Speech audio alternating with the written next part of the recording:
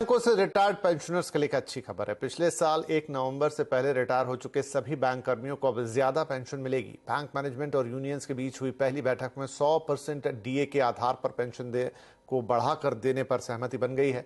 इससे करीब 2 लाख से ज्यादा पेंशनर्स और फैमिली पेंशनर्स को फायदा होने वाला है। डिटेल के साथ है आलोक प्रियदर्शी।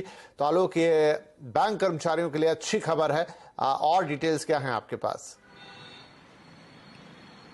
बिल्कुल, देखिए, जो पेंडिंग तमाम मुद्दे थे जिसमें पेंशन भी शामिल था, इसको लेकर जो कमेटी का गठन हुआ था और जिस कमेटी की बैठक अभी पिछले हफ्ते ही हुई थी, उस बैठक से जो हमें जानकारी मिली है कि जो पेंशन का मुद्दा था, खासतौर से जो 1 नवंबर 2022 से पहले जितने भी रिटायर हो चुके थे पेंशनर्स और फैमिली पेंशनर्स, उनके लिए काफी अच्छी खबर आई है और उनका जो पेंशन है वो बढ़ा हुआ मिलेगा, क्योंकि जो उनके डीए में जो 100% न्यूट्रलाइजेशन का फार्मूला है उसको अप्रूव कर दिया है। यानी 1 नवंबर 2022 के बाद और जो पहले जो पेंशनर होते थे, दोनों में एक तरह से दूरी होती थी, एक खाई होती थी, उस खाई को पाटने का काम कर दिया गया है। तो कुल मिलाकर अब जो पहले के पेंशनर्स थे उनको भी यूनिफॉर्म 100% डीए न्यूट्रलाइजेशन का फायदा मिलेगा। अभी तक हो ही रहा था कि जो पुराने पेंशनर्स थे उनके डीए को एक टेपरिंग की जाती थी, उसमें कमी की जाती थी और साथ ही साथ एक मल्टीपल स्लैब होता था, उसी स्लैब के हिसाब से उनका डीए तय होता था। तो पेंशन में जब डीए लग के आता था तो उनका पेंशन कम हो जाता था।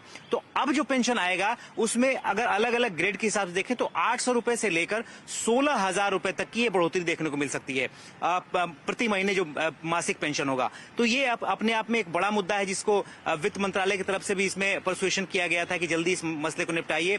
और आईबीए यानी इंडियन बैंक्स एसोसिएशन और United forum of bank union की जो बैठक हुई उसमें इस मुद्दे पर पहली ही बैठक में इस पर सहमति बन गई है और इसे लागू किया जाएगा आने वाले दिनों में।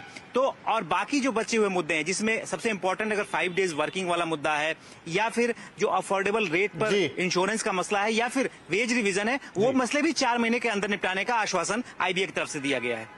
चलिए, तो काफी सारे फैसले यहाँ पर जिसमें पेंशनर्स के लिए बढ़िया खुशखबरी, और जहां तक अन्य मसले और खासतौर पर 2 दिन की छुट्टी पूरे महीने, उसको अब आगे निपटाया जाएगा। बहुत शुक्रिया आलोक इस अपडेट के लिए। और यहाँ पर वक्त एक छोटे से ब्रेक का। ब्रेक के बाद कुछ और खबरें।